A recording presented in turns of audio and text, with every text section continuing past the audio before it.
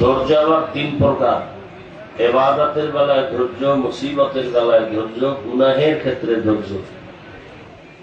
ধৈর্য ধারণকারীর জন্য আল্লাহ মহা দুটা পুরস্কারের ঘোষণাও দিয়েছেন। এক নাম্বার, একটা পুরস্কার আল্লাহ দুনিয়াতে দিবেন, আর একটা বড় পুরস্কার কিয়ামতে আল্লাহ দিবেন। দুনিয়ার পুরস্কার আল্লাহ বলেন, আমি ধৈর্য ধারণকারী সাথী হয়ে থাকবো, বন্ধু হয়ে যাব। আর কিয়ামতের দিনের পুরস্কার আল্লাহ বলেন, আমি তাকে বিনা হিসাবে জান্নাত দিব। ইন্নামা ইউওয়াফাস সাবিরুনা আজরাহুম বিগাইরি হিসাব। কিয়ামতের দিন আল্লাহ বেগাইরে হিসাব ধৈর্য ধারণকারীদেরকে জান্নাত দিয়ে দিবেন। তো মুসিবত আসাটা অনেক ক্ষেত্রে মুমিনের জন্য নিয়ামত। আল্লাহ ওয়াদা করেছেন মুমিনকে পরীক্ষা করবেনই করবেন, ভয়ের মাধ্যমে। এক নম্বর, চার মাযহাবের চার ইমামের একজন ইমাম শাফিঈ রাহমাতুল্লাহ আলাইহি বলেন, এখানে ভয় দ্বারা উদ্দেশ্য হলো আল্লাহর ভয়। আল্লাহর ভয় মানে এই ভয়ের কোরআনের ভাষায় ভয়কে বলে তাকওয়া, ভয়কে বলে খৌফ, ভয়কে বলে খশিয়া। আল্লাহকে ভয় করার মানে হলো বান্দা ইচ্ছা করে গুনাহ করবে না, গুনাহ যদি অনিচ্ছায় হয়েও যায় তওবা করতেও দেরি করবে না। এগুলো আল্লাহর ভয়। হরকে দারদ খৌফে হকদার দিল মাদাম জান্নাতুল মাওয়াতে হাদুরা মাকাম। আল্লাহর ভয়, আল্লাহর ভয়ে বান্দা গুনাহ ছাড়বে। ওয়া আম্মা মান খাফা মাকাম রাব্বিহি ওয়া নাহান নাফসা আনিল হাওয়া ফাইন্নাল জান্নাতা হিয়াল মাওয়া। আল্লাহর আদালতে দাঁড়াইয়া হিসাব দেওয়ার ভয়। যারা নিজেদেরকে দুনিয়াতে গুনাহের থেকে বাঁচায় রাখবে, আল্লাহ বলেন আমি তাদেরকে শান্তির ঠিকানা দিব, জান্নাতুল মাওয়া। আল্লাহর ভয় যতক্ষণ পর্যন্ত অন্তরে আসবে না ততক্ষণ পর্যন্ত বান্দা গুনাহ ছাড়তে পারবে না। এজন্য হাদিস শরীফে নবীজি বলেন যে ভয় আর আশা এই দুইয়ের সমষ্টি হলো ঈমান। ভয়ও থাকতে হবে, রহমতের আশাও থাকতে হবে। যে ব্যক্তি রহমতের আশা করবে সে নেক আমলের দিকে আগ্রহী হবে, আর গুনাহের ভয় যার অন্তরে থাকবে সে আল্লাহর আযাবের ভয়, সে গুনাহ ছাড়তে বাধ্য হবে। বয়ান চলতেছে, বরকতি জায়গায় আসছি, কিন্তু এখান থেকে বের হইলে আবার পরিবর্তন, দুনিয়ামুখী হয়ে যায়, পরিবেশ ভিন্ন হয়ে যায়। এজন্য আল্লাহর কাছে বেশি বেশি তৌফিক চাওয়া, যে আল্লাহ ইস্তেকামতের মাকাম দান করেন। প্রত্যেক নামাজেই আমরা পড়ি ইহদিনাস সিরাতাল মুস্তাকিম। আয় আল্লাহ, সঠিক সহজ সরল জান্নাতের পথ চাই, যেটা মুস্তাকিম, মজবুত, পড়ে যাব না। ইস্তেকামত, আল ইস্তেকামাতু খায়রুম মিন আলফি কারামা। মজবুত হইয়া দিনের উপরে থাকা, এই ইস্তেকামতের দাম কত? আল্লাহর প্রিয় বান্দা ওলিয়ে কামেল আহলুল্লাহদের হাজারো কারামত থেকেও ইস্তেকামতের মর্যাদা অনেক বেশি। এজন্য নামাজ পড়ি, রোজা রাখি, পর্দা করি, হালাল খাই, কিন্তু এর উপরে মজবুত হইয়া নিজের অন্তরকে ঠিক রাখা, গুনাহ থেকে ফিরায় রাখা, ইস্তেকামতের সাথে আল্লাহকে হাজির নাজির জেনে চলা। আমি যেখানেই থাকি না কেন, আন তা'বুদাল্লাহা কাআন্নাকা তারাহ ফাইন লাম তাকুন তারাহ ফাইন্নাহু ইয়ারাক। আমি আল্লাহর মহব্বতের বন্ধনেই আছি। আমি যেখানে যাই, হয়তো আমি আল্লাহকে দেখি, না হয় আল্লাহ আমাকে দেখেন। এই চিন্তায় যদি চলি, তাহলে আমি খানা খাইতে গেলেও দুনিয়া আমাকে গ্রাস করতে পারবে না। আমি ঘুমের বিছানায় গেলেও আমাকে দুনিয়া গ্রাস করতে পারবে না। এজন্য আল্লাহ বলেন আমি পাঁচটা জিনিসের দ্বারা মুমিনকে পরীক্ষা করব। এক নম্বরে আল্লাহর ভয়। আল্লাহর ভয়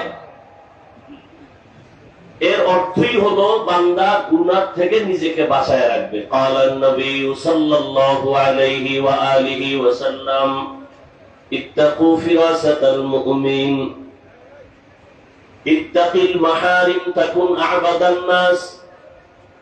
নবীজি বলেন, হারাম থেকে, আল্লাহর নিষিদ্ধ জিনিস থেকে নিজেকে বাঁচাও, তাহলে আল্লাহর দরবারে মানুষের মাঝেও মর্যাদা বেড়ে যাবে।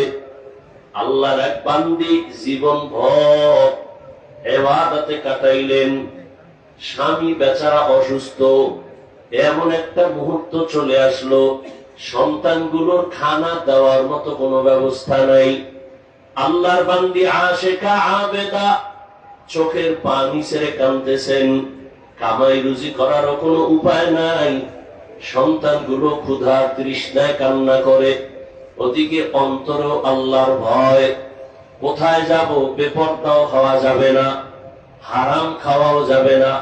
হঠাৎ অন্তরে চিন্তা আসলো, এলাকার থেকে একটু দূর এলাকায় একজন টাকাওয়ালা আছে, তবে সেই লোকটা দুনিয়াদার, কিন্তু সন্তানের কান্না মা সহ্য করতে পারে না। বের হইল চিন্তা করে, বের হইয়া ওই টাকাওয়ালা বড় লোকের বাড়ি চলে গেল।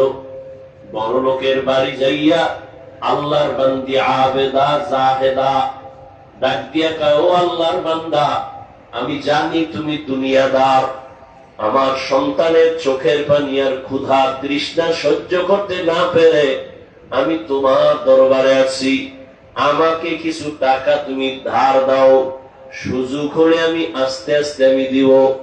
বলে, না, টাকা দিতে পারবো, ধার না, এমনি দিব, তবে একটা শর্ত, তুমি আমাকে রাত্রটা, তোমার দেহটা আমাকে দিবা, আমি দেহ ব্যবহার করব। আল্লাহর বান্দি আল্লাহর মোহাব্বতের চিন্তায় পাগল হয়ে গেল। সন্তানের কান্না সহ্য করা যায় না, সন্তানের চোখের পানি আর ক্ষুধা, আমি মা না খাইয়া দিন রাত কাটাইতে পারি, সন্তানের খানা না দিয়া কাটাইতে পারি না। এখন আমার দেহটা না দিলে এই টাকাওয়ালা আমাকে টাকা দিবে না। চিন্তা করিয়া হঠাৎ করিয়া অন্তরে আসলো, ঠিক আছে, আমার সন্তানের খানার জন্য টাকা দেও, যদি তুমি আমার দেহটা ব্যবহার করতে চাও আমি রাজি হয়ে গেলাম। আল্লাহর বান্দা কয়, তাহলে চলো। টাকার বান্ডিল পাশে রেখা রুমের মধ্যে অন্ধকারে ঢুকাইয়া দরওয়াজা জানালা বন্ধ করে দিল। আল্লাহর বান্দা দেখে হঠাৎ ওই দুনিয়াদার গুনাহগার মহিলা চোখের পানি আঁচল দিয়া মুছতেছে আর কাঁদতেছে। আল্লাহর গোলাম দুনিয়াদার ডাক দিয়া কয়, রে বোন, তুমি কেন কান্না করো? আমি তোমার উপরে তো এখনো হস্তক্ষেপ করি নাই, টাচ করি নাই, তোমার শরীরের উপরে কোনো আঘাত করি নাই, কেন তুমি কান্না করতেছো?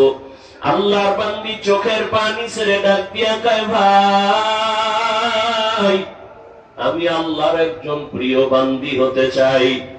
আমার এই জীবনে কোনদিন একটা চরিত্রের কলঙ্কের দাগ নাই, আমার শরীর কেউ আজ পর্যন্ত কোনো বেগানা কাজ করে নাই।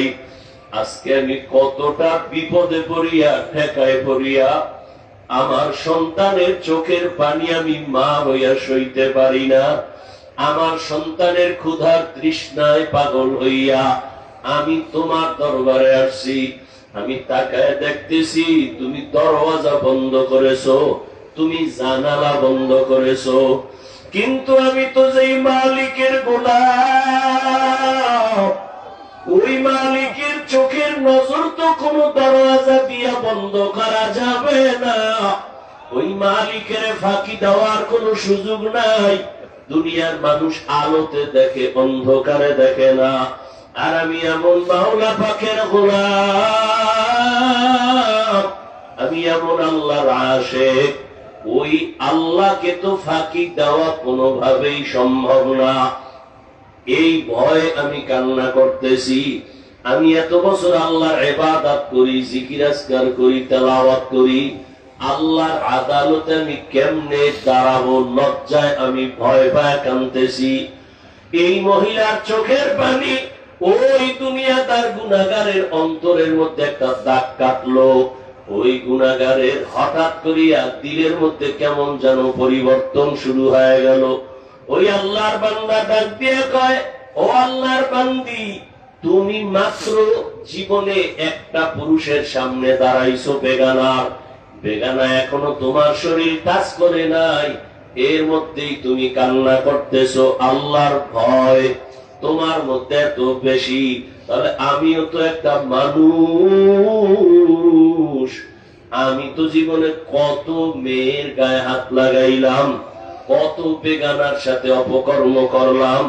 তাহলে তুমি যদি একজনের সামনে এসে এত ভয় পাইয়া কান্না করো আল্লাহর আযাবের ভয়, আমি তো জীবনে কম অন্যায় করি নাই, আমার চোখ দুইটা বন্ধ করে তাকায় দেখতেছি আমার গুনাহ ছাড়া জীবনে কিছু নাই, গুনাহের কারণে আমার হাত না পাক, আমার চোখ দুটো না পাক, আমার অন্তর না পাক, আমার মতো জাহান্নামের আসামি কেউ নাই।